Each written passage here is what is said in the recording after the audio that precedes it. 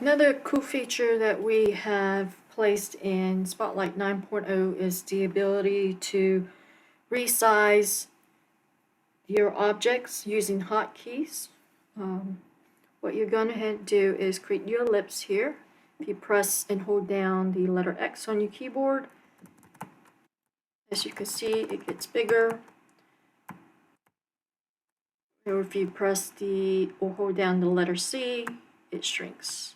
Also, if you use the arrows on your keyboard, it'll change the directions of the ellipse also. So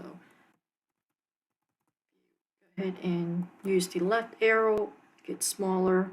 If you use the down arrow, it gets shorter, vice versa.